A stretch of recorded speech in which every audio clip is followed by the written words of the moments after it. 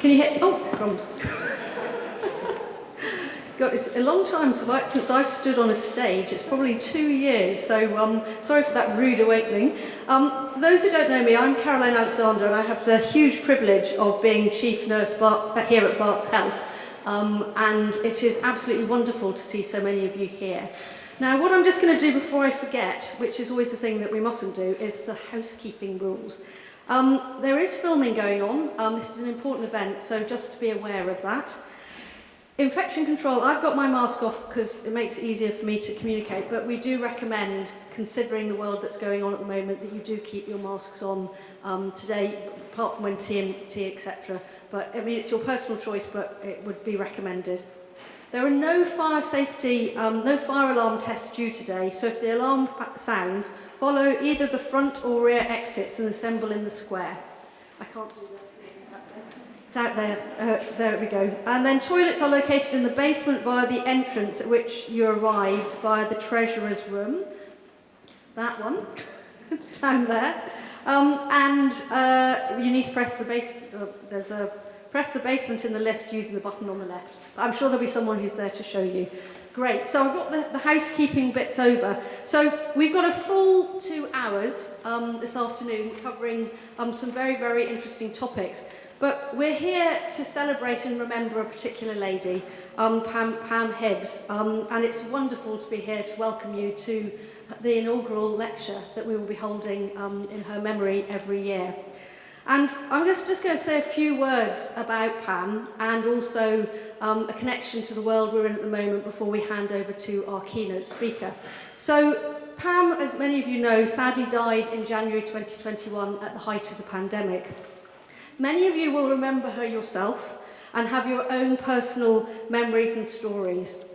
I had the privilege, along with nursing colleagues from Barts Health, to attend her memorial last autumn. I knew of her, but the stories shared by colleagues and friends brought this incredible woman and nurse leader to life for me. Pam trained as a nurse at Barts Hospital, where we are, and went on to be an outstanding nurse leader across City and Hackney, Barts Hospital, and concluding her career as chief nurse at Barts and the London when the two hospitals merged. Pam retired from her formal role in 1997, but that wasn't the end of the work that she did. She continued to be actively involved in supporting high standards of care in a number of roles, including chairing St Joseph's Hospice, participating in fitness to practice for the GMC, and also leading inquiries into failing hospitals on behalf of the NHS. So continue to use her extensive skills and knowledge. She was also a long-time member of the Voluntary Board, a charity providing funds for patients and staff in need at Barts Hospital, and with the League of Nurses at Barts. Thanks you to both of those important organisations for Barts who financially supported this lecture today and have been great supporters of nurses and patients at this organisation for many, many years.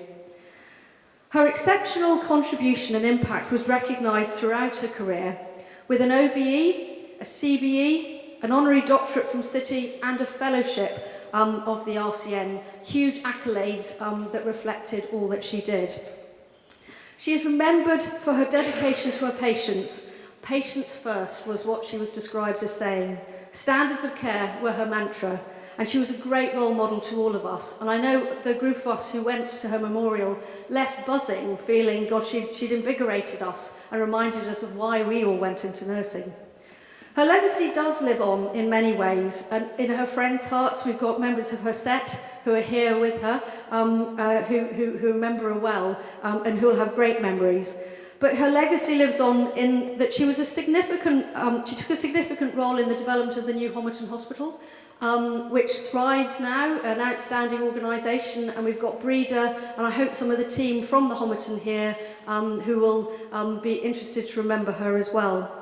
But also, in particular, the innovative work that she did on pressure ulcers in the 70s, when it wasn't de rigueur to do it in those days. And some of us remember in the 80s, was it egg white and oxygen, and some very odd things that we did for pressure ulcers. So those with those long memories will realise the significance of how she helped us get into a much more research-based world. So I see her as a true Barts hero, and it's lovely that we're able to be here to celebrate her in this way at this annual lecture. Now, bringing us to the present, I'm hugely proud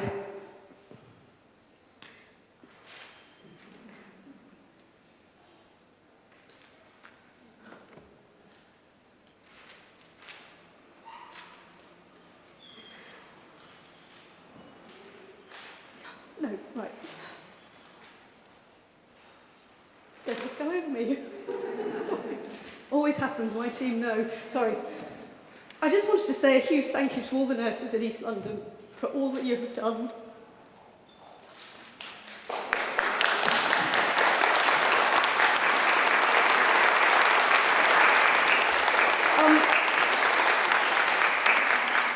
The impact has been incredible, and the impact on people's lives has been incredible, so thank you. I'm delighted to welcome Ruth. You come up here, please. I really want to say on behalf of all of us, Ruth does one of the toughest jobs in the NHS, and we have had one of the hardest 2 years probably nursing has seen in all of our lifetimes, and I think we should just formally acknowledge the wonderful Ruth, so thank you.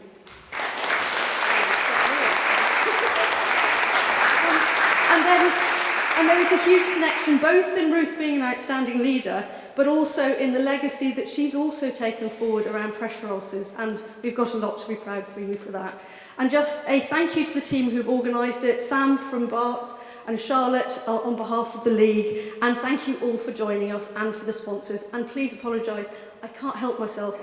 I have this weak tear ducts, and it's just me. I'm sorry.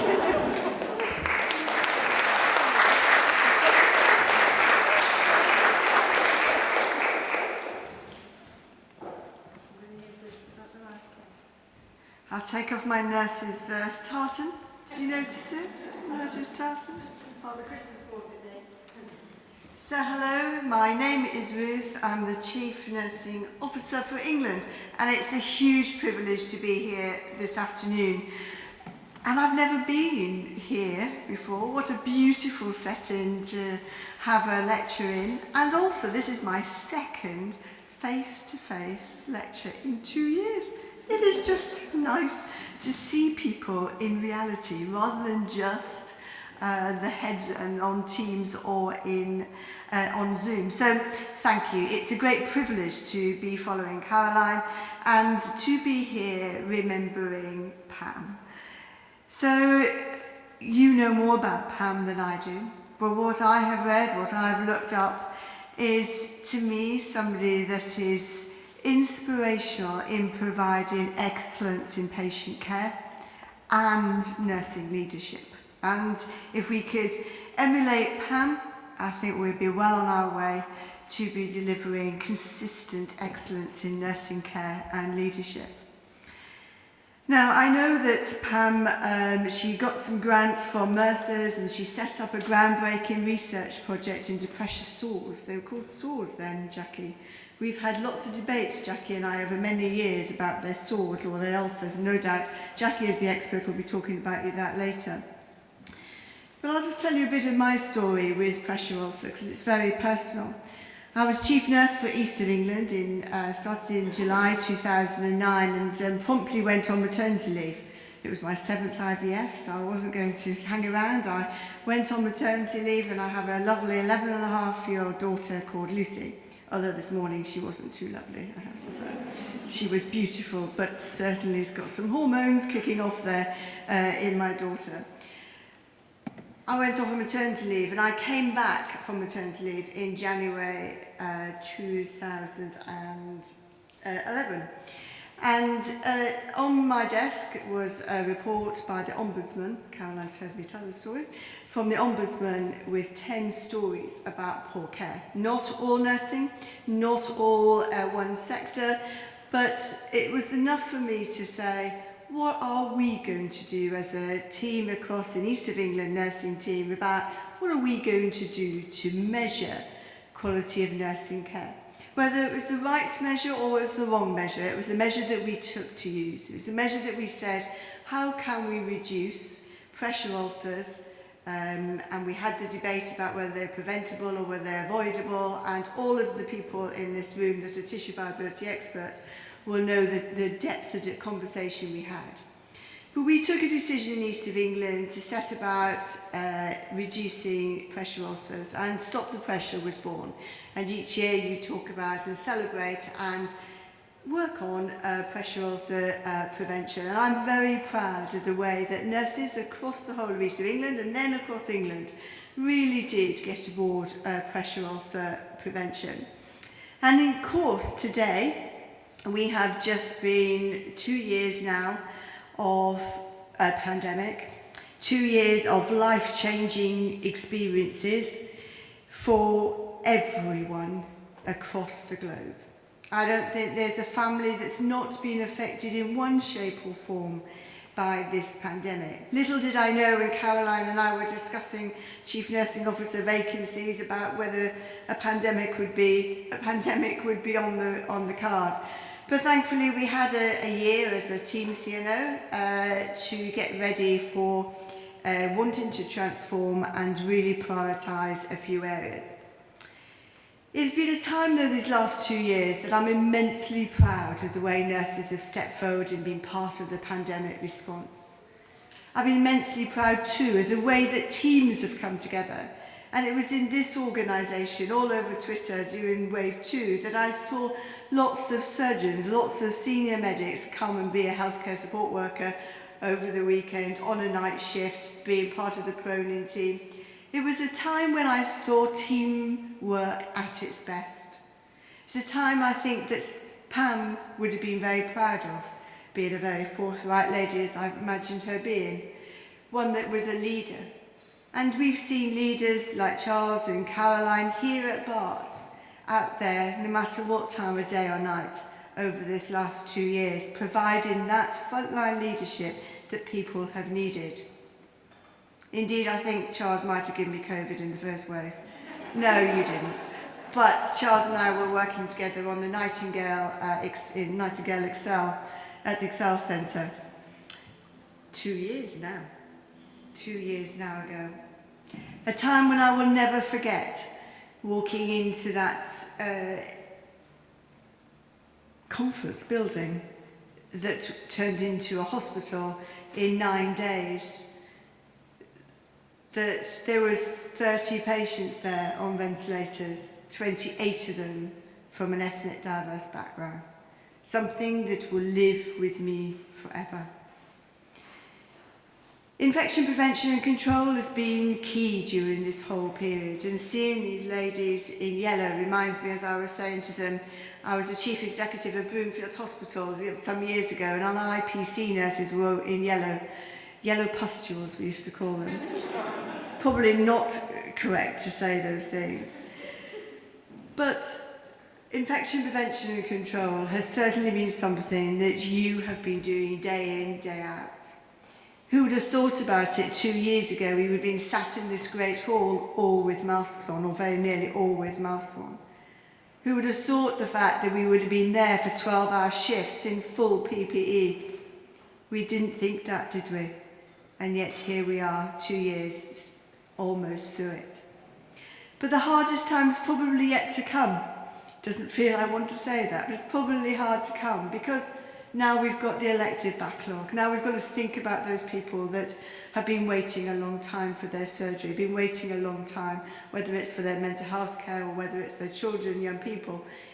It is not just about hips and knee waiting lists. There's a lot of people on that elective backlog that we now need to be supporting. But if I reflect back on what Pam would say, Pam would, and you'll correct me now, I'm sure, if I get this wrong, but Pam would want to be at the forefront. Pam would want to be at the forefront of wanting to provide the leadership that would be there to provide that change. So as nurses and midwives, we'll be wanting to support her legacy in the other big area I will remember Pam from what I've been reading, which is around the shortage of trained staff. Allegedly, according to the research, Pam was in her late 30s and very experienced at leading and managing nurses. She was asked if she would go to Hackney Hospital for 6 months to help turn things round. There had been public criticism of Hackney Hospital and the care that they received there. There was a shortage of trained, skilled staff and equipment, and buildings were outdated. And that could be said for the whole of England too, with regard to shortage of staff. So one of the things that we've been doing is having a big focus on workforce. Colleagues will here know that we have been driving in 3 big buckets in workforce. The first is around international recruitment. I'm very, very proud that the NHS has had a diverse workforce from its very inception. We have welcomed colleagues from across all countries of the world, and we will continue to do that. Before September 2019, we were recruiting about 5,000 to 6,000 nurses, international nurses a year. As of last month, we'd got up to this financial year of being 17,000 in 10 months. We, I am sure, will be up to the 20,000 mark for one financial year with international recruitment, which I am very proud and I'm very grateful for colleagues here. And international nurses, I'm sure you will continue to welcome, support and be part of our teams. I'm very, very pleased with that progress. But actually we cannot just rely on international nurses. We have to have our domestic supply of nurses and midwives and healthcare support workers and nursing associates. But just for the moment, we absolutely need to continue to invest in our domestic supply. You will recall the decision was made by the then Secretary of State, several Secretaries of States ago, to take away the bursary. Fundamentally the wrong decision to make, in my view. As a result, this last August we saw the lowest numbers of people coming onto the register, coming off their training than we have seen in many years. But what we have seen though is since the last election pledge, I think it was I lose track of time, was it November 19? The manifesto and therefore the election, government priority then was around the 50,000 new additional nurses as part of their election pledge.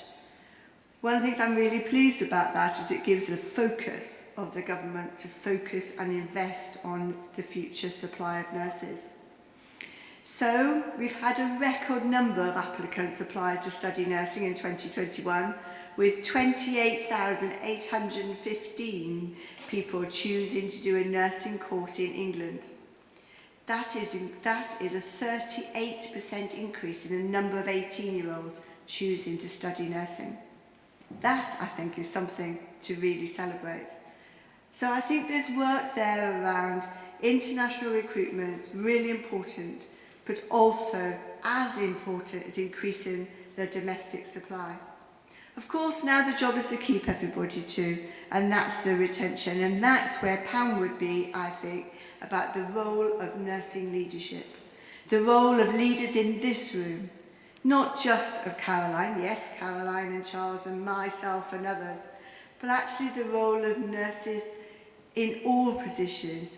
All you guys and women in blue there, I'm looking at you, you have a huge role in your nursing leadership roles to ensure that we support the people that we work alongside and with.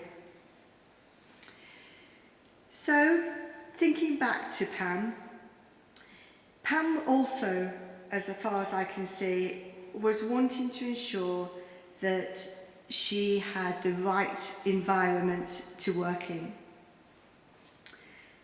It feels, from the research I've done, is that she felt strongly that any move, this was a move of hospital again, was no excuse to allow the hospital to deteriorate further. It was vital to maintain high standards. It was her hard work that when I haven't got my glasses, this is my age, I need your glasses. When catering staff, porters, laundry workers all went out on strike, Pam was determined to keep the hospital running and the patients clean and fed, even if this meant working the laundry machine herself and buying fish and chips all round.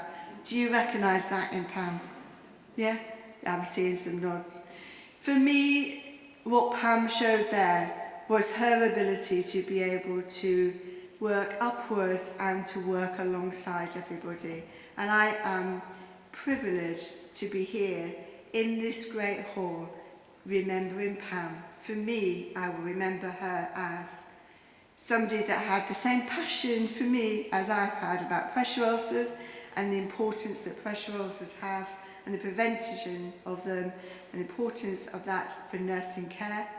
The role that she played as a nurse leader and the role that we all in this room play as nurse leaders.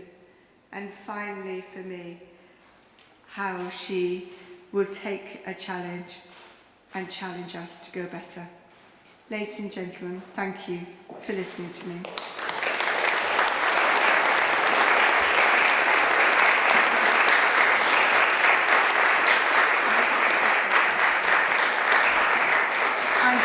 I'm very happy to take questions, or challenge, or points of clarification. I'm often challenged in these things, so please feel free to challenge as well.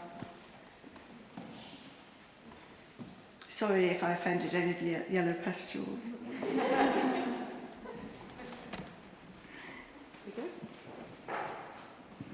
It's very good to hear all that you had to say. I'm not a professional in this sphere, but I have worked with professionals. I would like to know how many you think we really need in terms of the nursing workforce to do what we ought to have with a proper National Health Service that can actually have people not on great long waiting lists, but actually getting what they want, what all of your colleagues want to provide, proper care. But how many would that require? And how many do you think we can train ourselves? Excellent, good question. Now, it depends whether I'm going to be tweeted or not to give you a number. But yes, I do know the number. So I think the 50,000 ambition was the right ambition at the time. I think it was sufficiently challenging.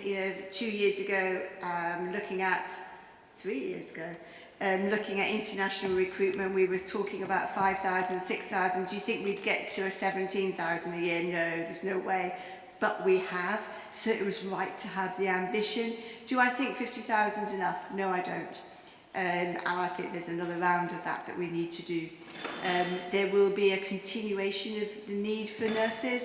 You look across the globe, nurses across the globe are going to be needed. But it's right to do international recruitment because we've had to fill the gap between the old bursary decision and the impact of that and how we get a domestic supply to catch up with this increasing number of students.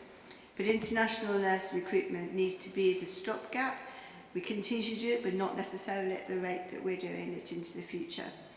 Now, there was a second question, I've forgotten what it was. Or did I answer it?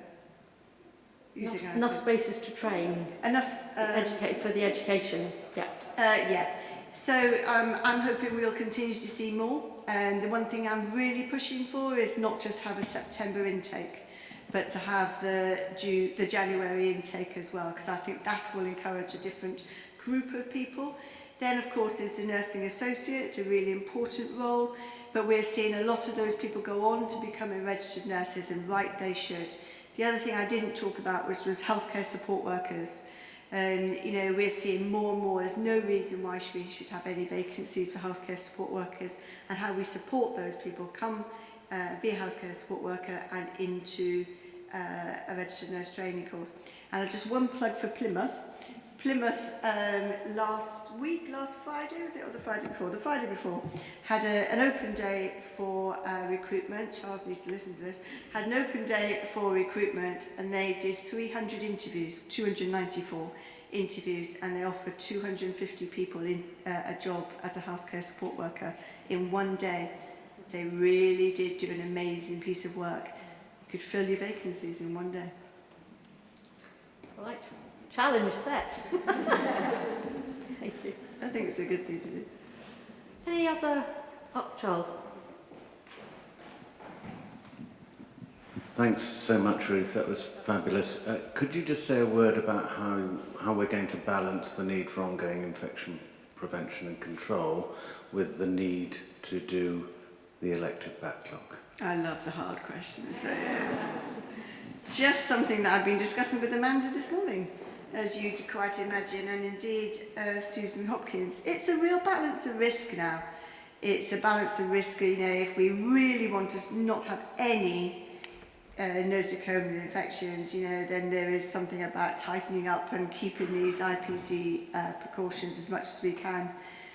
But then equally, we want to open up to get on top of this elective waiting list. So I think there is a time in the very near future that we'll say, or at least I'm proposing that UXA agrees with me, so we'll see who gets this, but we say no social distancing now for any inpatient, outpatient, day case, ambulance. So we go back to pre-pandemic social distancing, but wearing a mask. And that will be important. Now, as to whether we'll go as far as reducing the isolation time from, we did 14 to 10 days, whether we go 10 days to 7, let's wait and see what UXA decide. But I'm proposing that we do reduce that slightly, but we'll see. It's a challenge. There's a balance of risks. Thank you. Right, any final... Oh, someone, a lady at the back. Right. I'm sorry. My steps in.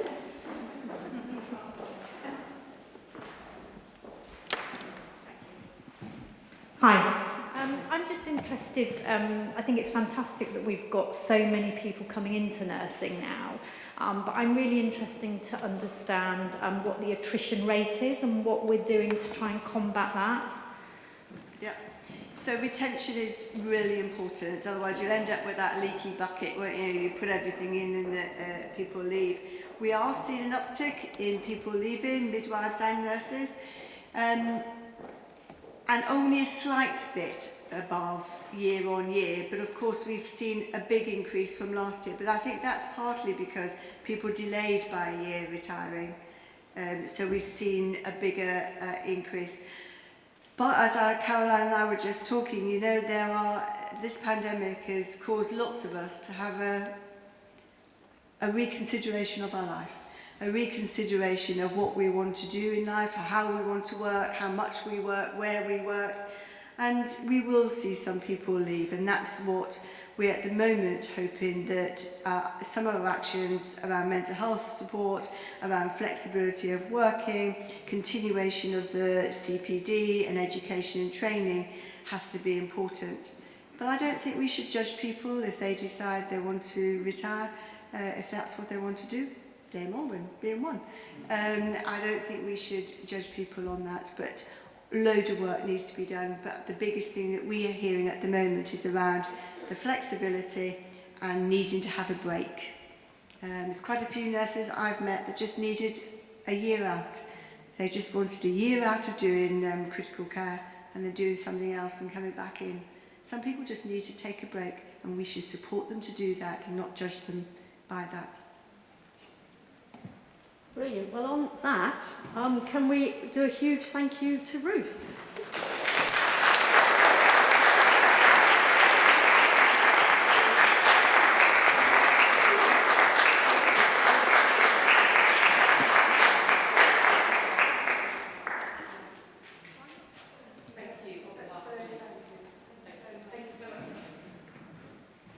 Brilliant. Well, thank you so much, Ruth. And in a sense, you've led the way for our next keynote speaker, which is Jacqueline Fletcher, member of your team and someone who has a very, very strong interest in pressure area care and reducing pressure ulcers. So I'm going to say nothing more. Straight over to Jackie. Thank you. Thank you. Oh, take my mask off. So it's out of practice, that's what it is. It's a great pleasure for me to be here, and indeed a great honour. As a Barts nurse, and I'll say that right at the beginning, as a Barts nurse, to stand here in the Great Hall and speak to you makes me almost as emotional as Caroline was. I have the same problem, Caroline, if that helps. And I started my career here in 1982, so I think that was the year that and I find it hard to say Pam, I want to say Miss Hibbs, because those of you who trained at the same time as me, she was Miss Hibbs. I'll try and stay with the Pam. Started in her role as chief nurse.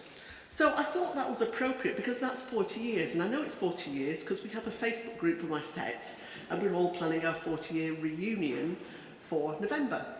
So this is me in the middle, looking so much slimmer. I got my belt out, it just about touches the sides of my waist. And some of you will know what the yellow belt is. Those of you who are much younger won't. When you were in PTS, your first 12 weeks, you were given a banana belt so that people know you didn't know anything. Nobody asked you anything. They just allowed you to go. But we made it through, and this is me at the end of my training. So we survived and we belted. And my time as a student at Barts, I believe, is what set me as the person and as the nurse that I am today. And I say the person before the nurse because I think the standards and the professionalism that were instilled in me training during that time period affect all of my life.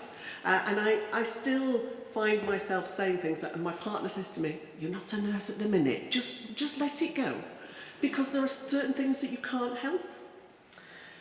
So, pressure ulcers are really important, and they've been a really important part of Bart's and of Ruth's work.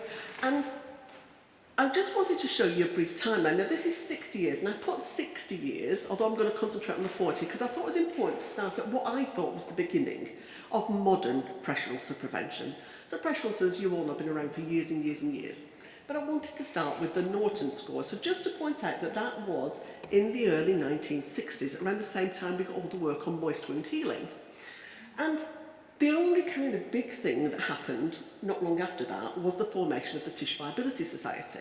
As far as I'm concerned, the next big piece of work was in the 1980s. And this is a diagram I put together for another presentation, so I've not done it specifically because I was here.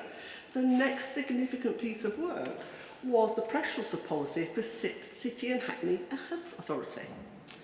Now, I can remember being part of that because I was here 82 to 88. I remember the work that went behind it. And you can see that there are big gaps in what happens that are significant. So the next big thing, the AHCPR guidelines, that was in America in the 1990s. And there was this really big worldwide thing that the Americans were doing something about bed sores. And we had more things in the UK. We had King's Fund doing work. We had documents called a key quality indicator. There started to be a recognition that pressure ulcers were a reflection of quality of care. And this was a national thing now, not just a Barts thing. We've got European organisations. And as Ruth mentioned, she started the work in East of England, which became Midlands and East. That's what MESHA is, in 2011. And I went to be the lead for the Stop the Pressure programme with Ruth at that point. But again, there was kind of a big hiatus. Once the regional health authorities stopped, there was no national drive. We had the pressure ulcer sequin, which is a quality payment which kept us encouraged and engaged. We had development of the patient safety thermometer.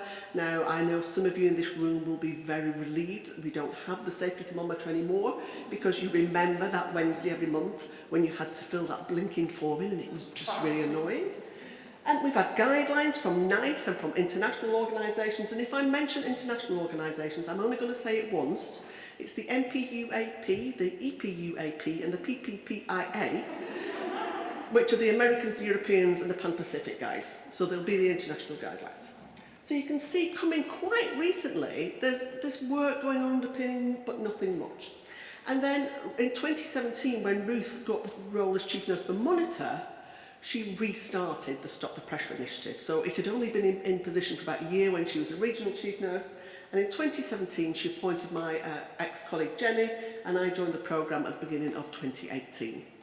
And since then, we've tried really hard to do work to standardise things. So we've put together a document about definition and measurement.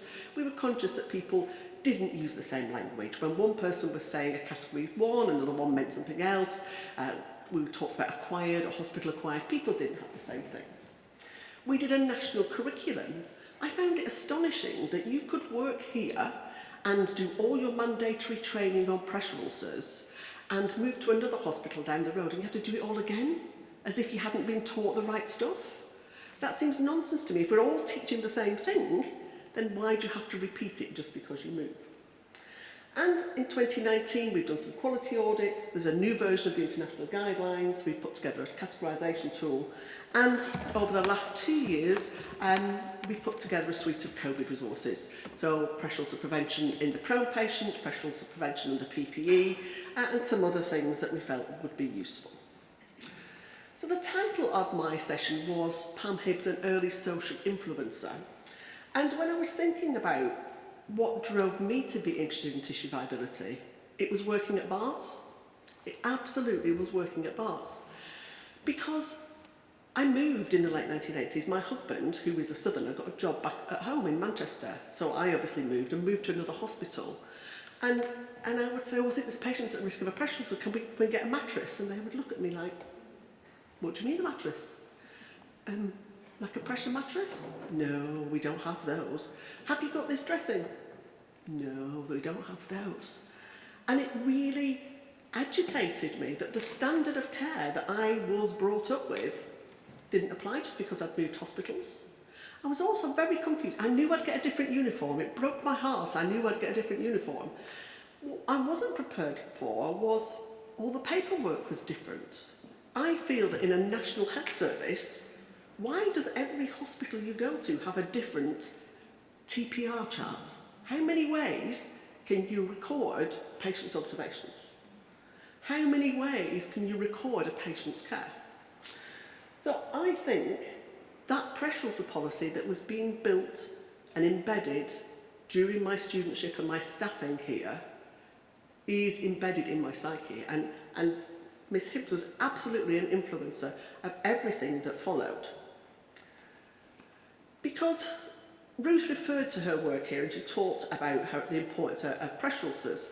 And one of the things that if you look back at what she did, with the research that she did, the work that she did, was she really drove down the number of patients who developed pressure ulcers. Not just her personally, but the way she engaged with the clinical staff, the way she put processes in place. And let's not forget, a lot of the time when we look into how pressure ulcers occurred, it's rarely about you, and I'm not pointing out where you did something wrong. It's often about a process that failed. And that was one of the things that she was really keen on, is understanding how to make nurses able to do their job well. Because she really firmly believed, and it was apparent when she came on the ward, and she'd sometimes just sneak on quietly, and then other times it would be like a whirlwind arriving. You know, she'd sometimes arrive with a mattress under her arm, dragging a Spenco mattress or a Pegasus behind her because there'd been a call for one and nobody else was free, so she would bring it because she felt it was important. The other thing that when I started putting this presentation together, you know, sometimes you've completely forgotten something and it just pops in your head. I remembered every weekend, if you were on duty at a weekend, you had to fill in a pressure ulcer form. And I can picture it, it was like it had squares in it, and you had to write every patient, their name, all the diagnoses, and you had to do it off the top of your head, you couldn't look at the piece of paper, and what grade of pressure ulcer they'd got, and what mattress they were on, and what dressing they were having, and they all went to her, and she reviewed them all every week. And sometimes she would appear like an avenging angel because your numbers were going up. So we were very conscious of how many patients we had who developed pressure ulcers. We were really conscious that we did do the Norton score, and we started to look at the Waterloo score. We were one of the first hospitals that picked it up. But it really embedded that prevention of harm, that safety culture in our psyche. And the things that she did during the late 70s and early 80s, the things that I remember, were all the things we would describe as part of a quality improvement programme now.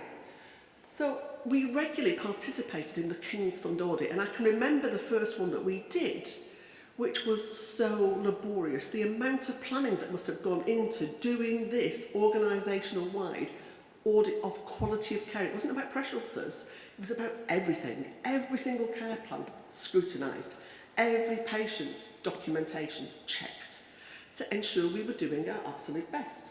We had the weekly reporting. she appointed some specialist senior nurses. Now, I don't remember there being a tissue viability nurse, but I remember we had a palliative care nurse and her name was Jo. That's all I remember, but I know there was definitely one. I'd never heard of a specialist nurse before. This was a nurse with power and leadership, and she made decisions, and she challenged the consultants and to change things. We had risk assessment, and risk assessment was seen as a really integral part of care. It was part of your activities of daily living, which was the framework we used to use. You checked the patient's skin and you checked them top to toe. We also had specialist equipment. As I said, it was routine to me to pick up the phone, ring the porters and say, I've got a patient that needs a mattress, and expect it to arrive, and expect it to arrive in good condition and be underneath the patient. And all that led to the development of a pressure SOAR, as it was called, policy. And Ruth alluded to the fact that one of Pam's strengths and one of the areas of focus was around research, and that was really unusual back in the 1980s for a nurse to be clinically focused and involved in research as well. And she led a small team of researchers interested in pressure ulcer prevention. So I've just put up some examples here. This is Margaret Versluisen, she was from the Department of Medical Engineering and Physics. And she led a lot of the work around pressure ulcer equipment, around prevention. She did a great big bit of work on patients with broken hips. But she also employed, some of you who are a bit older might remember a tissue viability nurse called Chris Gebhardt, who was based out at Hackney. So I did my first wards at Hackney in the early 1980s. It was a very interesting place to be. It was, as Ruth alluded to, quite run down. It was mainly staffed by some amazing enrolled nurses. My first mentor was an enrolled nurse called Altius. I don't know anything else about her. She was called Altius, but she licked me into shape on that first ward. And this team, a mixture of nurses, the medical physicists and researchers, really got to the bottom of what was going on, and they did some really interesting work. She also realised that education was important, and education for clinicians really mattered, that we had to grow and develop nurses to be more skilled, to be clinically skilled, but also to be skilled in leadership. And I want to draw your attention to this article because when I got my first job in tissue viability, which was in 1993, this is what underpinned everything that I did. Because then, as now, money was really important. Money was tight, and you always had to have a case, a business case, for what you did. You couldn't just make a change. You couldn't say, I need 200 new mattresses. You had to prove the point. And Miss Hibbs had done it. So she had not only done the costing, she'd looked at it in lots of different ways. So you might not be able to see, but in this red box, this talks about a patient, and it was an elderly lady with a fractured neck of femur that they had followed, and they had costed every element of her care. And the patient was in hospital, can you imagine, with a neck of femur for 180 days? 180 days. And the total cost was just under £26,000. Now that seems quite cheap now, but at the time it was quite a lot of money, at £143 per day. But what she talked about was not just the cost, but this opportunity cost. So she was really good at breaking down what we spent the money on. She looked at absolutely everything. The team pulled together where that money went, but they also looked at what else it could have been used for. So she talked about opportunity cost. And to me, that phrase opportunity cost is a Miss Hibbs phrase, because she says that if you didn't have that one patient with a pressure ulcer, you would have 231 standard days left. You would have 17 standard cases that could have gone through that bed. Talking about elective recovery, would you like to get an extra 17 standard cases through a bed? She also talked about different aspects of how that care worked. She also said, in order to do that, you can't just make people do more. You can't just say to the nurses, work harder, be better. You have to give them the right resources. And she put a plan together. So it wasn't willy-nilly, oh, we'll just get things. She said, we need 300 large-cell Ripple mattresses. Now, we don't have Ripple mattresses anymore. We have alternating systems. We had 400 Spenco mattresses. Again, some of you in the room will have no clue what that was. It was like an extra thick duvet. But they were very good for very frail elderly patients. They were very soft, they were very supportive. Pegasus airway beds, think about alternating mattresses. Clinitron beds, huge, big things, they weighed a ton. If you have a patient who has got really severe ischemia, if you've got a patient with terrible pain, something like Stevens-Johnson's, something with large surface burn area, you float them on a bed of sand. You don't need to reposition them. It's the only mattress that you do not need to reposition a patient.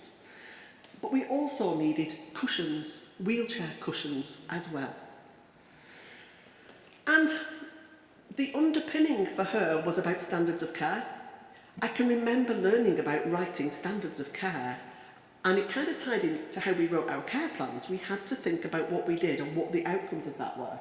And so she looked at the outcomes of care, but not just how you got there, what the process was, what was it that was engaged. And really importantly, the acceptability to the patient. Now at the minute we're all talking about engaging patients and patient-centred care and shared care. This was 1980. Miss Hibbs was talking about the acceptability of the care to the patients receiving it. So this was our weaponry, and you can tell I've had to steal some pictures off Google because they don't exist anymore. And this was all we had. But it was adequate. It did the job for us because it was well deployed in a standardised way and it was well cared for. And this recognition that it wasn't just about the patient being in bed, it was about patients getting patients mobile. One of the really big pieces of work they did at Hackney was about chair nursing. And Chris Gebhardt did a lovely piece of work. I remember hearing him present about the detriments of chair nursing. Do we sit patients out too early? When patients are really sick, are they too weak to sit out for long periods? You know, if you've had really bad flu, do you want to get up, or do you want to go back to bed for a while? And getting that balance right of maintaining independence, maintaining mobility, but also recognising the debilitating muscle wastage and loss and the organ function decline that happens if a patient is severely compromised and on bed rest for long periods. So that was my background, that's what I was brought up with. And I want to move you now to what we're doing, to what the future is, and to where we're going. So this is the work we have done in the most recent years. So since the restart of the Stop the Pressure programme in 2017-2018, we've developed these two documents that I've already mentioned. This is what pressure ulcers are, this is what you should learn about pressure ulcers. We've also developed some things to help people understand. So we have a poster to help you determine what's a category 1, what's a category 2 and get it right. And we have an e-learning module. So if you want to do your mandatory training, you can go and do the e-learning module. We have checked that we made a difference because it's all very well doing these nice big strategic pieces of work and us all sitting in offices and getting in groups and writing documents. Doesn't affect the patient care necessarily. So we wanted to know, have what we put together made a difference? And the education document that we put together was underpinned by both the Suskin bundle, so I'll keep doing this for Suskin, so those of you know what Suskin is, it's about the surface, the patient's skin, the support surface, keeping the patient moving, incontinence and nutrition. And the A and the G that make asking are about assessment of risk and the giving of information to your colleagues and to your patients. So when we did a big audit in 2018, we looked not just at how many patients had got pressure ulcers, but, as Miss Hibbs had taught me, at the process of care that was involved in the prevention of those pressure ulcers. So as you can see, we looked at over 10,000 patients across 36 hospitals, 18 trusts, and we looked at particularly pressure ulcers, but we also looked at moisture lesions, and it'll be no surprise to any of you, over a third of the patients were over 80, over 50% of them were over 70. They were generally quite frail. But you can see this is only part of the table, and again, you don't really need to read the detail. We looked at whether they had a risk assessment done, we looked at if they had a skin assessment done, was there a care plan in place, and were they repositioned. We also looked at did they get their information and all the other elements, were they incontinent, and must was done and those kind of things. But what was startling were the differences between organisations. Even if you look at the differences in number of pressure ulcers, they varied from between 3% to 27% between organisations. And some organisations, there was a big difference between their sites as well. And so we hoped that knowing that what processes were falling down and knowing what the numbers were would really help that organisation to identify where the learning was. So that's where we were at 2 years ago. As you can imagine, 2 years ago everything fell apart. My whole team was stood down, and I went to work in my local ED on a COVID transfer team, which I loved. I absolutely loved. I had a great time telling the doctors that patients don't have bilateral cellulitis. They really don't. Please don't give that patient antibiotics. Can we just again look at that patient's skin rash, because I think it might be a COVID skin rash. And I loved it. It was so good to go back to being clinical. And at the same time having to develop all those resources that we did. But it really put a pause on things, and it's only kind of from about June last year we've started to get going again, because we've kept starting and stopping, and when you've got a big programme, it's hard to stop and start. So we completely re-evaluated what we were doing, and we thought, what do people need? Let's not just make things for the sake of it. What are the things that we think are missing? What are the challenges we have? And for me, one of the biggest things goes back to that. When I moved to Manchester, I don't understand why they weren't doing the same things that I did when I was here. That's because there are no standards. There's no pathway. There's nothing that says if a patient or a patient's at risk of a pressure ulcer, this is what you should do. So we're going to develop, it's called a clinical navigation tool. You probably know it better as a pathway. We're going to look at something to replace safety thermometer. Ruth only allowed us to stop safety thermometer on the premise that we would find something to replace it. She needs to know, as our chief nurse for England, how many patients are developing pressure ulcers, and are we getting better or are we getting worse? And we need to improve that education provision so that we're sure that wherever you are, you're getting the same education.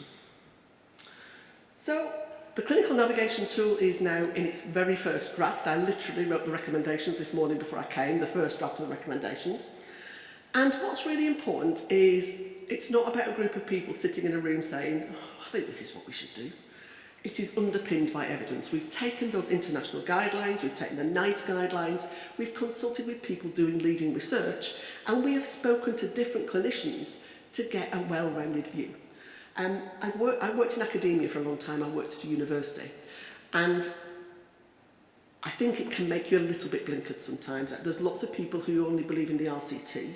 I think real-world experience is actually really important, because the patients who present to you on a daily basis rarely look like the ones you read about in a textbook. They aren't the patients in the RCT who you've excluded because they've got too many comorbidities, or because they've got an infection, or they don't speak English, or they're too big or too small. They're real patients with real views and quite often real opinions on what happens to themselves. So we've had to look at that as well. So we've underpinned the pathway by evidence. From the pathway, we've developed recommendations for practice. From the pathway and the recommendations, we've decided what data we need to capture. We are building our education platform on the same thing, and at some point, which is probably 2023, before Sandra and her team get excited about it, we're going to look at developing some guidance around product and equipment provision. But that will just be about classification. So this is vaguely what it will look like. So this was a new technology skill for me. This was an online whiteboard. We all joined in virtually and stuck post-it notes. I love sticking a post-it note. It's a great way to get people to think. And we broke it down into starting right at the beginning. When we did the scope for who this would cover, we had a couple of really key questions about who were our patients. And actually, we say person, not patient, because this covers health and social care. We are being optimistic. At the minute, we know we can only control health. But we are putting this together for health and social care. And for the pathway, for paediatrics as well as adults, because the processes are the same. The detail for children is different, but the process is the same. And we had a really good process mapping person with us who kept saying, but why are you doing that? Where does that go? Is that a decision or is it not a decision? And he really challenged us to do it. So we now think we've got a really simple plan. We start with a person being seen by a health or social care professional. And that health or social care professional, irrespective of their designation, so whether they're registered or non-registered, nurse, health professional, social worker, should have knowledge of key risk factors. We're not talking everything, they can't do a big risk assessment. They should know that if a patient is a lot less mobile than last time they saw them, they need to do something about that. And the first step is that they make them safe and they refer them for screening. So screening, not risk assessments. Once they are screened, and at screening point you go, 50% of you not at risk, we'll just keep, next time we see you, we'll look again. We'll then do a risk assessment, done by a person appropriately trained. Can be a health or social care professional, we're not excluding anybody. That risk assessment will drop them into one of 3 buckets, not at risk, again, only action is plan an appropriate review. At risk with intact skin, onto one pathway, at risk with a pressure ulcer. Then we've got all these pathways coming off down here. Then we have got, so that's the setting the diagnosis. We've got prevention and treatment. So depending on whether you've got a pressure ulcer or not, you get prevention and treatment. You get ongoing care and review. And then we've got, right at the end, a list of what the likely outcomes might be, including loss to follow-up, so they leave or they die. We've got healing, we've got remaining static, we've got deteriorating. Does that sound reasonably sensible? There's nothing, is that what you expect? The detail of that is going to be hard work. But we think wherever you are in England, that should be your path. And it's really simple. The next bit is the data. So for the data is much more complicated, as you can imagine. These have all been published. So if you're interested in the data, go to Wounds UK, look any of these papers up, it will tell you all about it. But the principles for us were really important, and the most important principle about collecting data is that data capture should be secondary to operational practice.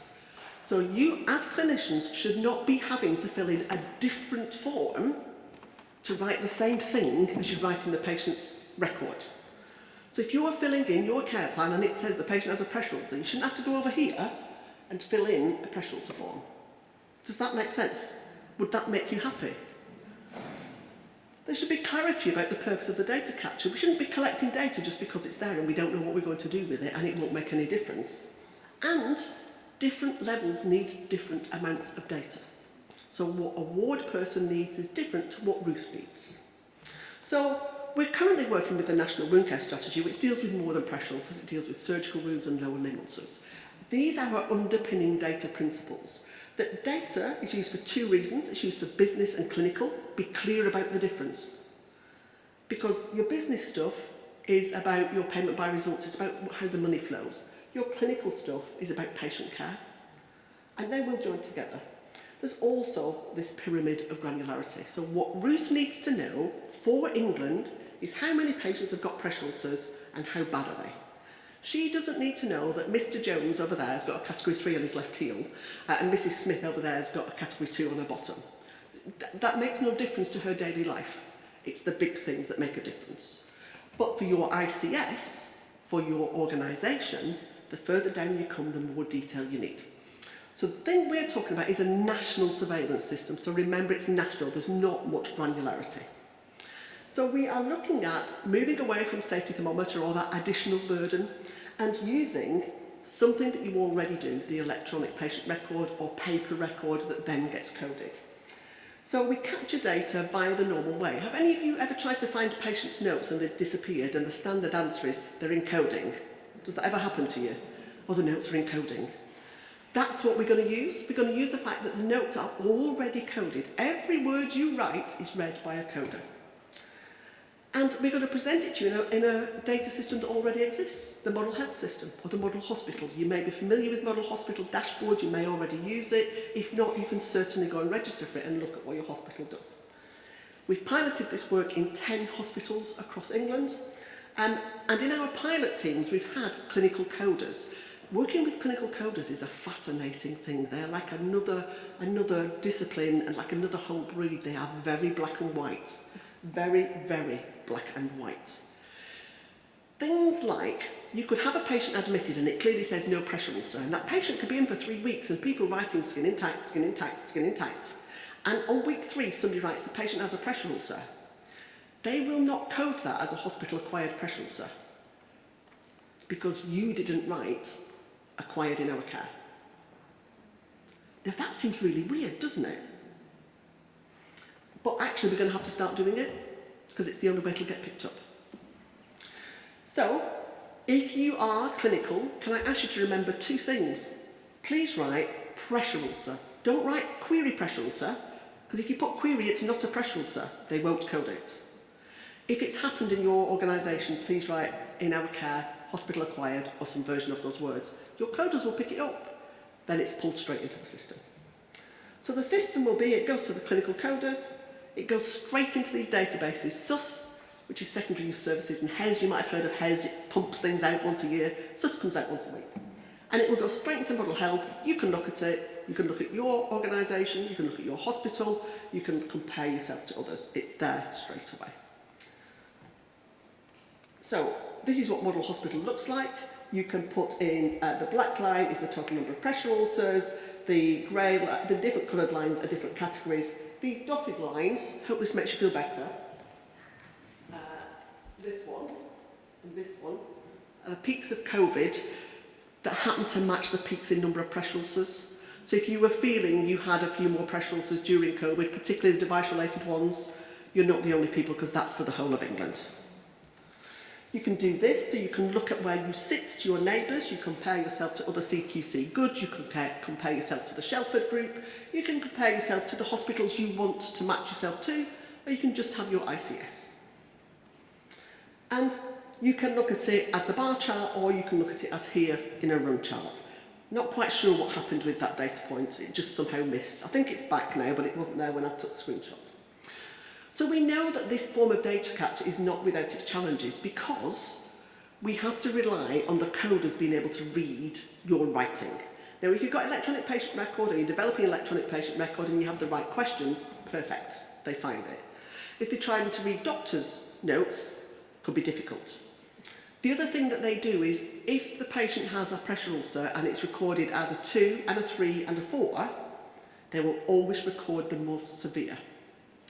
So if somebody has recorded it as a 4 and the TVNs have gone and said that's not a 4, that's a 2, that could be a problem. But the coders are quite happily to work with the clinicians and for the clinicians to say, we're the TVN team, these names override everybody else. Or if it's written here in the skin bundle or on the discharge sheet, overrides everything else. So they will do that. And one of the things when we started saying we were going to use electronic patient records was people said it's rubbish, it's absolute rubbish. It'll only get better if we use it and if we make it better. So education is the final thing. We've got a tier 1 module, Essentials of Pressure Ulcer Prevention. We are going to do something on Purpose T, because in our recommendations we are recommending that organisations move to Purpose T. We're doing something about linking manual handling and pressure ulcers, and we're doing something about assessing dark skin tones. You may have seen React to Red as a big programme. We are not recommending that it's taken on for the whole of teaching. Now, it's really important to say, we're not saying throw the baby out with the bathwater. If you have a patient with a light skin tone, of course you can tell them if they get redness, it's a problem. But it's about use of language and use of awareness. So if you're developing leaflets, developing programmes, don't just use that. And hopefully you can see in this patient with darker skin, hard to see the redness because it doesn't happen, and you can see how that blister looks like a blood blister when it's fluid because it's over dark skin. And if you're interested in assessing dark skin, there's a really good document on assessing dark skin tones, again, on Women's UK.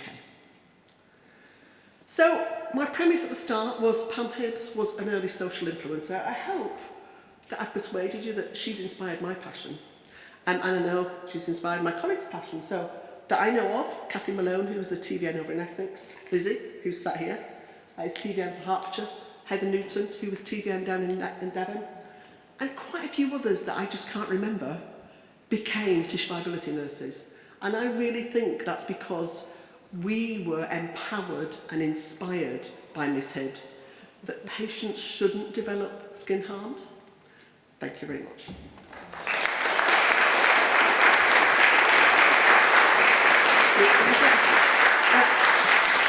I think we're just going to take a 5-minute break. That's it. Just while the team get themselves mic'd up. So if anybody needs a quick comfort break or to grab a drink, we'll be back in 5 minutes. And you're able to stay until the end? I'm staying till the end. Wonderful.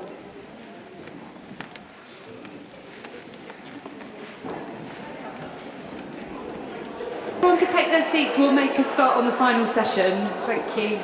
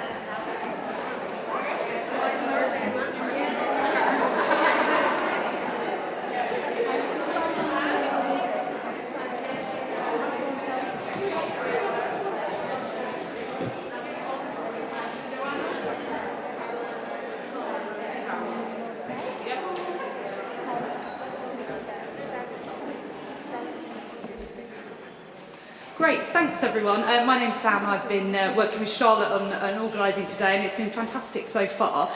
We thought we'd have a slightly more informal session, and we'd encourage you to participate. So if you have a burning question, please do put your hand up. We've got the roving mics and we can come and talk to you. Equally, happy for you to listen to what's being talked about today. But we wanted to focus on what's been happening in North East London. And so we've got some colleagues here, and I'm going to get Charlotte to introduce them.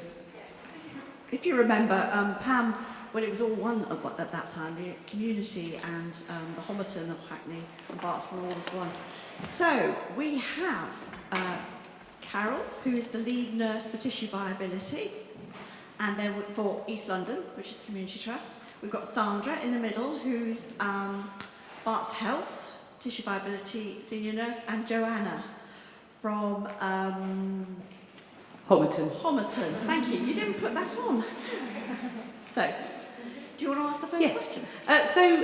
We're going to just ask our colleagues here some questions, and they're going to tell us about some of the fantastic work they've been doing over the last couple of years, and and hopefully we'll all learn something from that. So, first question from me really is that one of the greatest challenges during the first COVID wave was proning-related hospital-acquired pressure ulcers in our critical care departments across North East London. And I suppose this is directed really to Joanna and Sandra. What happened in your organisations to manage that? Because that was quite a new thing to us, wasn't it?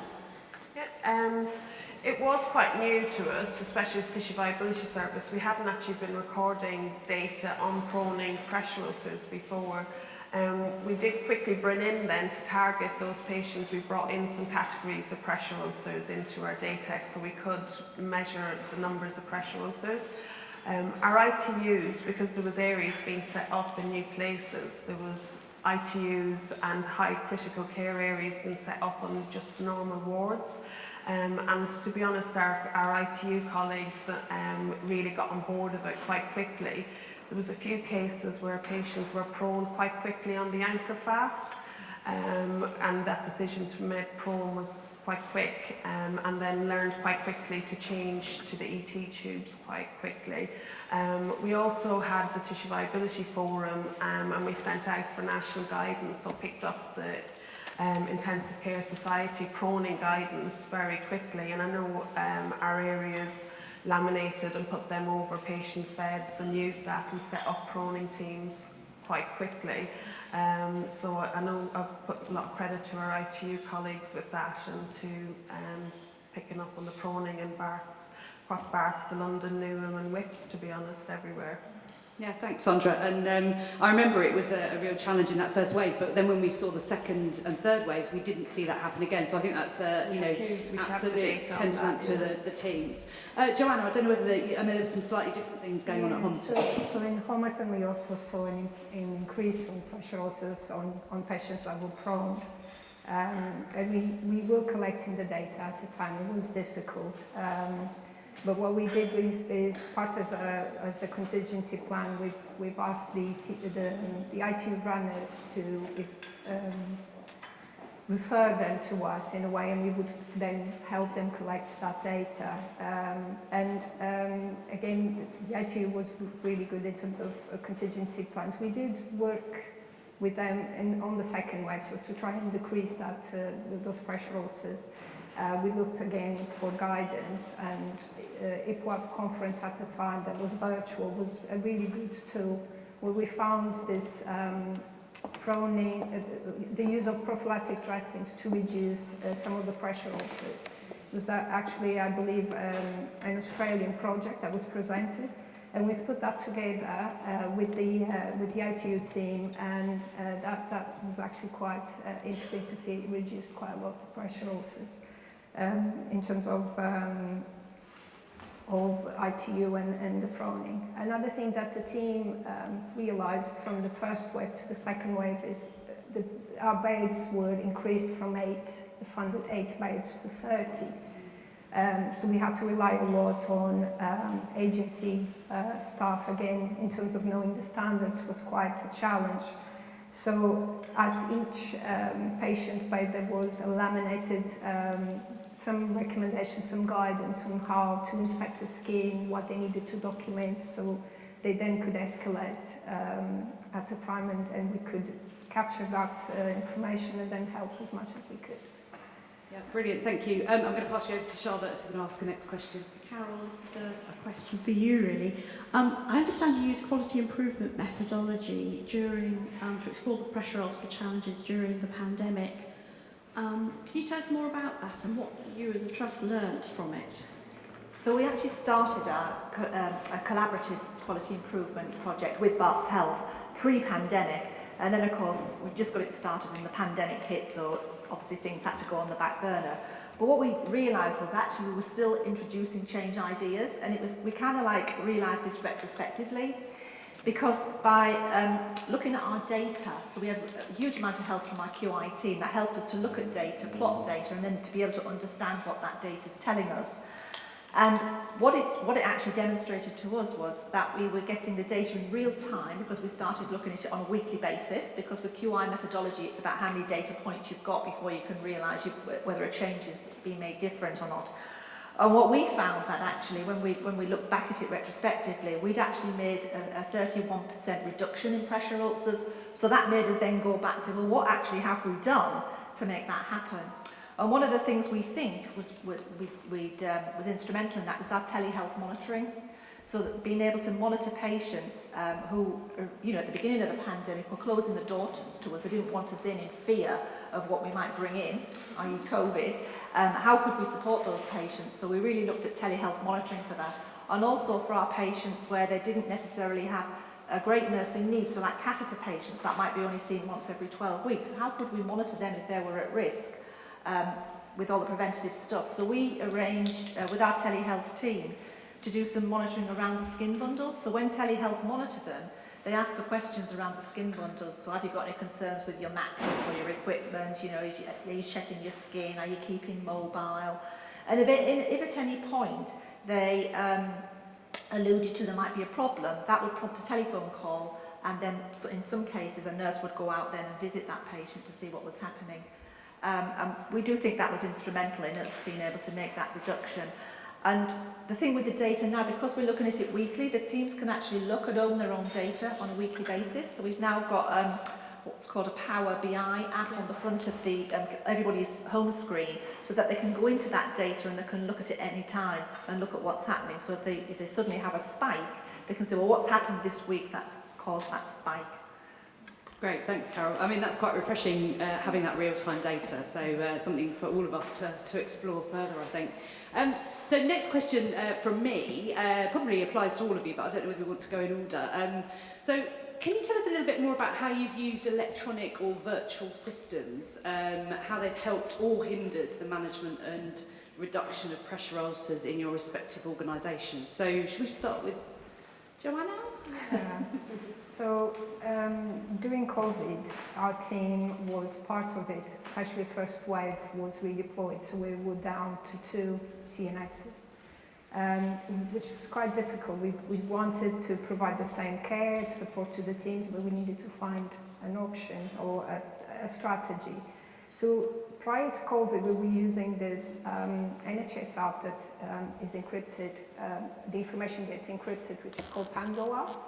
So we've created basically small chats with the teams, and we were promoting it before COVID, but after COVID it was the massive launch. So each team would photograph the skin of the patient if they had any concerns, and we would communicate with them. So we would have basically a web app where we would follow every patient. And that was a massive help for us in terms of prioritizing our patients, which ones we definitely had to support the teams with the management, and the ones that we eventually could start some remote advice initially, and put that in place till we had capacity to go and see them. We also used it a little bit for our training.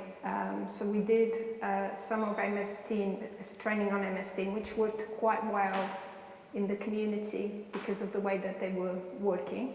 And I have to say, community doesn't want to go back to the face-to-face at the moment. But it was quite difficult for the acute, which is something that we're reflecting at the moment. Because it is quite useful, but the nurse is always thinking that they have to go back to their bay to look after their patients, and we probably have to do a bit of both to give them opportunity to refocus on training and learning those skills.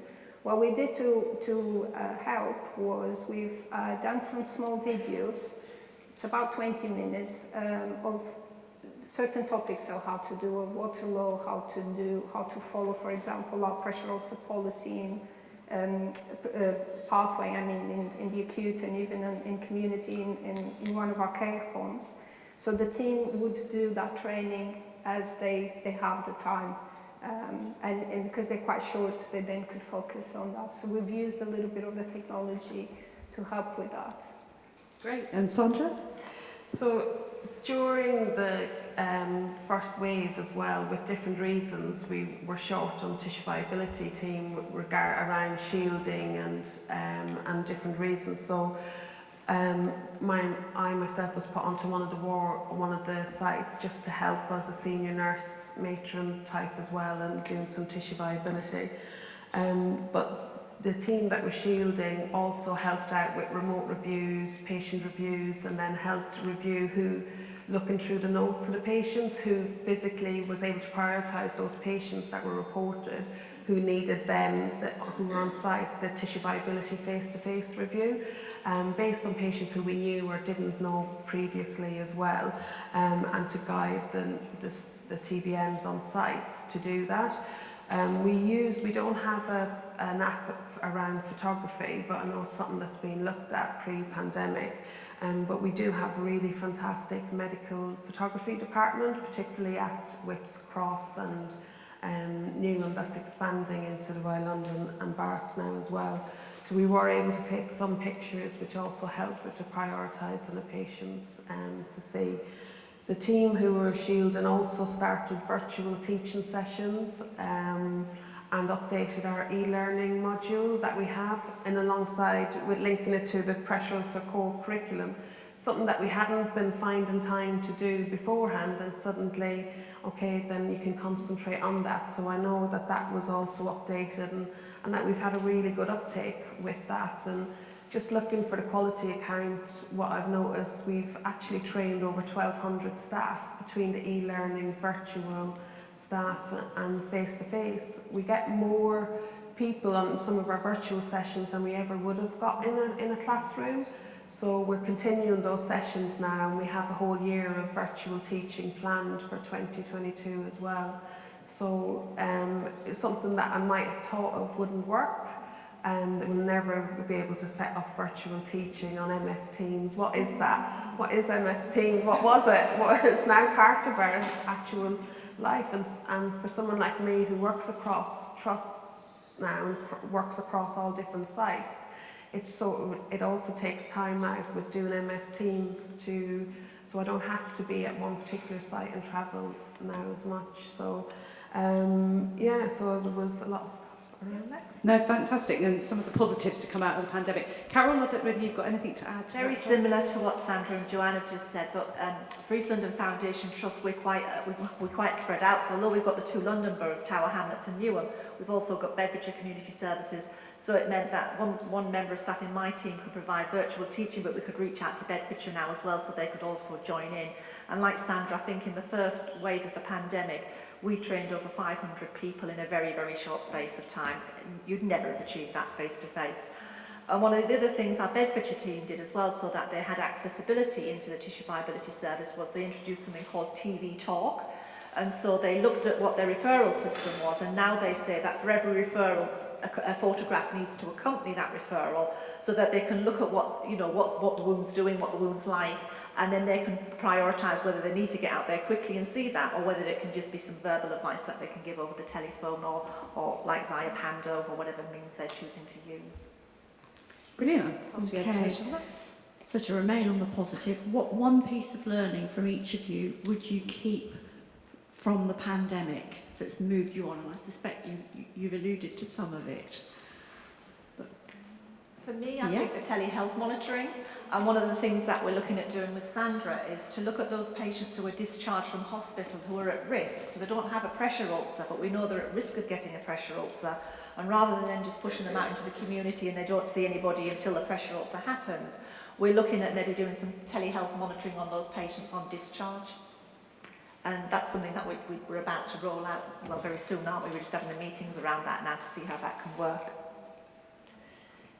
Sandra? So I think for me it's the virtual teaching, also to continue on that, and it's not just about pressure ulcer prevention, we're also doing virtual teaching on wound assessment and management of wounds, so it's 2 separate sessions, and they're really well attended.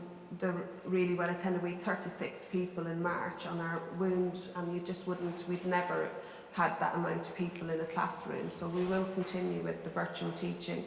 I think looking at some CRS reviews, the prioritising of patients as well, based on documentation, being able to feed back, and also looking at the documentation around the skin bundles, areas that are missing as well, and feed that back. So there'd be 2 things I would definitely keep. Looking at your numbers now and the prevalence, do you think that's actually the improvements reflected in your numbers? So looking, when we've done our data for 2020 to 2021 compared to the data we had actually reduced. So we had gone down per 1,000 bed dates. So we'd gone from 1.3 in 2021 to 1 per 1,000 bed dates. So it has reduced, still not as low as was pre-pandemic. So we do have to pick up on, we had been doing really well and meeting our targets, but still not quite meeting our targets. But hopefully we're picking up now that we're trying to resume normality. It will get better. And Joanna, one piece that you keep? I think the telemedicine was really important, and it is definitely something that will help. With triage, even with patients, we do have patients with pressure ulcers that contact us via email, which wasn't happening before. So we did adjust to that quite well, and we do have an increased pressure ulcer prevalence at the moment. I think the team is now trying to refocus again on getting that training out and reaching the teams. And there's a big focus now on a quality improvement project to see if we can we can reduce the numbers down. Excellent, thank you. Great, and I think we did have a few other questions, but I think I'd also like to see whether there's any questions or comments from the floor, really, just to make this open to everyone. Just while we have our team on the podium, no pressure at all. Hi, thank you so much. It's really good to hear that all the teaching you're doing, but I still have this slight worry that a bit like safeguarding, where people think, oh, well, that's the safeguarding nurse's job. Tissue viability is the tissue viability nurse's job. How do you ensure that it's actually everybody's job, not just nurses, but doctors as well, and all the other health professionals? How do you get that message to make sure it's not your job, it's everybody's job? Do you want me? It's a great one, actually. I think we could fill the whole afternoon talking about it. I think it goes down to ward leadership. It moves back, and definitely during the pandemic, a lot of the staff on the wards, I can't take credit for tissue viability, doing everything. A lot of it was taken up by the ward leaders around the proning, the information we helped them with, providing some of the information and directing them where to it. But I know that was taken up, and I do feel definitely around nursing it's taken up as everyone's issue. But yeah, trying to get it to the physios, doctors. We have actually had some doctors on our virtual training as well, and some of our there is some consultants and registrars that are training to be consultants, and one of their competencies is to work with tissue viability. So they've been spending time with tissue viability across the sites as well. So and I've been doing some teaching face to face for doctors as well. Our teaching's open to physios as well, the virtual teaching. We've had physios, OTs as well on that. So the message is still ongoing, but yeah. In the community, we do have actually integrated teams with physios and therapists, and there's some doctors sit on that team as well. And it's always been our motto for a long, long time that pressure ulcer prevention is everybody's business. And often when we do Stop the Pressure Day in November, it's often on our pens that we give out. We have little mirrors that's got that on the back. It's everybody's responsibility. So we're always homing in. And as Sandra's just said, everybody's invited to our training. It's not just for nurses, it's for everybody across the trust that has any contact with patients. In terms of Homerton, we did some work with the carers actually. So because again, there will be, we do have our nurses coming in, but again, who looks after these patients are relatives and even the carers from the care agencies. So we have kind of designed and empowered them to follow, at least to inspect the skin, and if there is any concern, they can directly call the nurses. And in terms of training, we are, as part of the refocus on the campaign, is actually including healthcare. We were training healthcare professionals, but to make them a bit more, or empower them to actually provide a bit more of that pressure ulcer prevention in the wards, and even when they go out and see the community patients. Some of the doctors on the wards, they do include us a lot, and they are aware. We have provided some training, probably before COVID, even on classification and some of the tools we have available. But it is definitely something we should include on this new, on the revamping of the strategy for sure. Great, thank you. Sorry, I'm afraid I belong to the industrial spirit and talc age, but I'm so hugely interested in everything you said today, and I thank you, because I shall certainly watch out for the standards if I become a patient again. But I just wanted to ask you, is there anything that is standard in examining patients' skin on admission routinely? So we're all working towards, and Jackie is called a skin bundle or a skin bundle. So, and it's an algorithm. So the A, it's spelled ASSKING. So the A is, and that's what we're all working across everywhere, and it's been picked up over the last sort of 10 years. So the A is about assessing the risk of the patient. The S is the skin assessment. And the other S, the second S, is the equipment selection. So that includes the cushions, anything, air cushions, mattresses, and heel offloading devices. The K is keep moving, it's about the mobility of the patient. The I, incontinence management, and the N is nutrition. and then the G is given information. So that's quite standard, and it's picked up in a lot, and it follows our care plans and in our electronic documentation as well. Thank you. It's not necessarily a question for our specialists. I think the point you raised, Elizabeth, about what's it like on a ward. So I just wonder if we can put a challenge out to one of our ward leaders, whether from Barts or one of the other hospitals, just to say how you're approaching pressure relieving activity and working in that multidisciplinary way, if any of you are willing to. Because I think it is that partnership, and I think it'd be great to get that perspective. Great.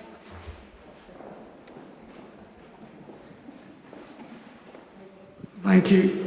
I'm new to the organisation actually, so it's not going to be a long, Barts-based experience. But we've recently introduced, in terms of trying to prevent pressure ulcers, one of the key things, as you've mentioned, is the timely risk assessments and making sure it's documented accurately when we go back and check. So with the help of the ward managers, we are now.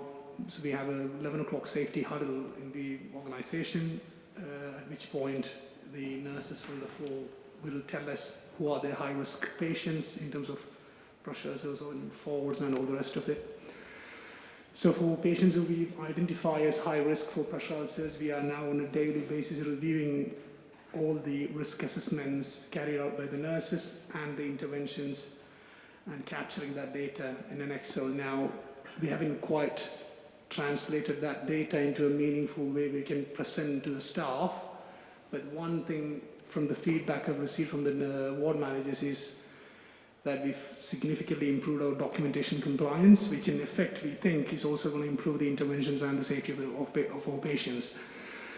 So it's very micro level, patient-based, very specific, looking at each patient records. It's a lot of work, but we are doing that. So that's our experience at the moment. Our next step will be to see how we can actually take that data and present it in a way, so hopefully to show that we've improved actually, not just verbally, but actually to show to the whole team. So that's our sort of current theme and focus, as it were. Thank you. Great, thanks, Ren. So I think it's been fantastic to hear from our local specialists. I think we are going to probably bring this to a close, unless anyone has any other questions.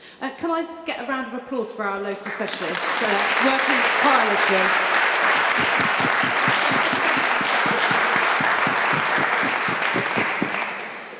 So I'm going to pass you over to Martin from the voluntary board, who's going to say a few words. Thank you very much indeed, Sam. Very, very quickly, on behalf of the voluntary board, we're enormously pleased to have been able to help with the funding of this afternoon.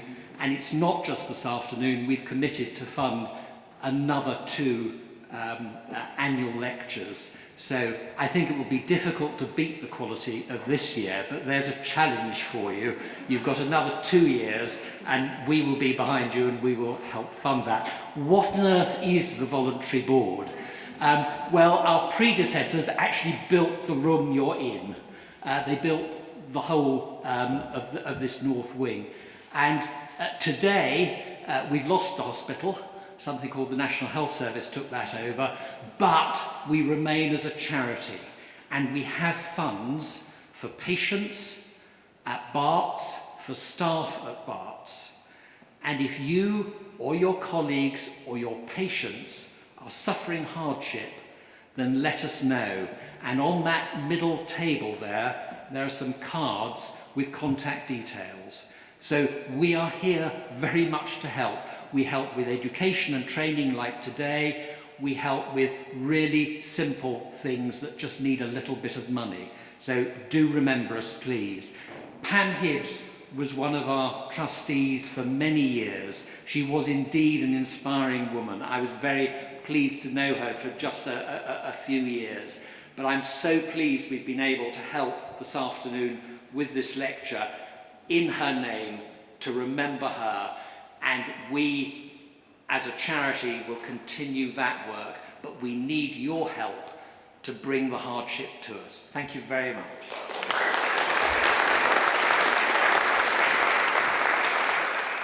Thank you. I'm Elizabeth Wood-Dow and I'm the current president of the Barts League of Nurses, and so it falls to me just to round things up and to do some thank yous, because I'm sure you can appreciate there's an awful lot of people that need our thanks. We've obviously already thanked Ruth May, who sadly had to disappear off to another meeting. Jackie, thank you very much for your time. And the fact that there's that direct connection with Pam is just brilliant. So just a small token of our appreciation to you.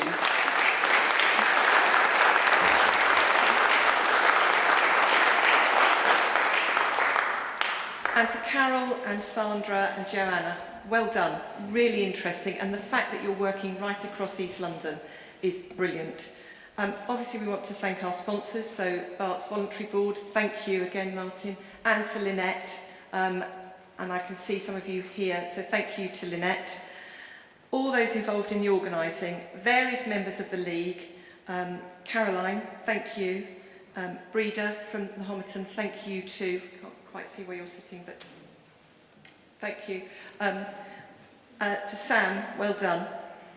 Charlotte, who's our representative from the League, who's actually done most of that transatlantic because she now lives in the States. So I'm sure Sam and Charlotte have had some conversations at some interesting times of the day.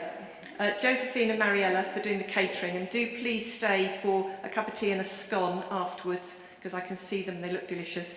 But I also want to thank Alison Knapp, who was a previous president of the League. Sadly, yes, over the weekend tested positive for COVID. But it was her original idea that we had a Pam Hibbs Memorial Lecture, and I know she badgered the voluntary board and various other people, including myself, to say this has to happen. So it is just such a shame that she's not here today. I have WhatsApped her with a couple of photos. She's with us in spirit and says well done. But we must also thank Pam Hibbs. Miss Hibbs, I completely agree, Miss Hibbs. I was also one of those nurses who used to get a phone call on a Monday morning because I hadn't filled the form in on a Sunday evening. But all those years ago, she had the foresight to undertake such groundbreaking research that means we're here today. But finally, thank you to all of you. Number one, for being here, because you always have that slight panic that nobody's going to turn up, even though Eventbrite said there was people coming. But for the work you do and for the difference that your work is making to patients in East London, carrying on Miss Hibbs's work. Thank you. And please do stay for tea and a bit of cake.